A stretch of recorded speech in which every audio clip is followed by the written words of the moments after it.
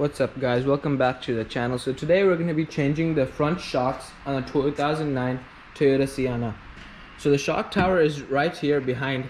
So what you're first going to have to do is pull this thing off. I think it's connected by 2-3 clips. As you can see, I've already pulled it off from this side and the shock tower screws are right there. So I'm going to have to pull the rest of the clips out to get to the shock tower.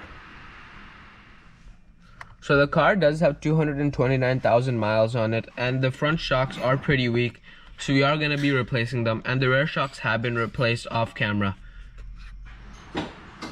So to get to this side of the shock tower, you're going to have to take off these wipers. You're just going to pull this cap off and use a 14mm to unscrew these. Once you have that, you have a couple more clips in the back and you should be able to pull it right off. As you can see now, I have got the cowl off. It was held in by a couple clips, and once you have the wipers off, it's much easier to get off. As you can see, this shock tower is pretty easily accessible, and this one you're gonna have to remove the wiper motor and then you can access that one. To take this windshield wiper motor out, there are 4 10mm screws here, here, here, and here.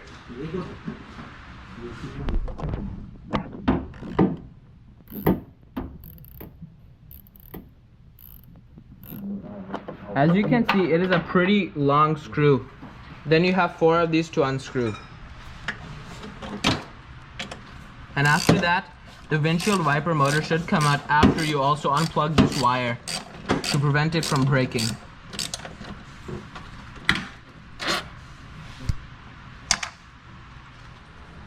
Now that we have the windshield wiper motor off, you can easily access the third shock tower. But since we are going to change the spark plugs in this, which you'll see in a later video, we are going to take the tray off. So there's 1, 2, 3, 4, 5, 6, 7, 8 screws in all. So these are 10mm bolts, and you can just use that to take this tray off.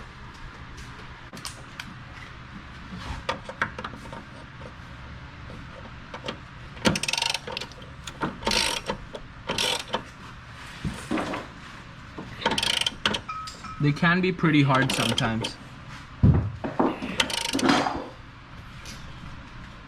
So the next step would probably be to loosen the shock. So first of all, you're gonna have to unscrew this screw and this one and the sway bar link. And also don't forget to unscrew this one. And also make sure you put something under the rotor so you don't damage the brake line. And then you're gonna have to unscrew the 3 nuts on top holding the shock tower in place.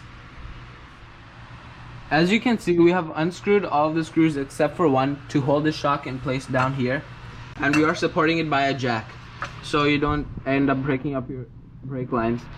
And on top we have unscrewed everything, the 3 nuts, so the shock should slide out once you unscrew this screw.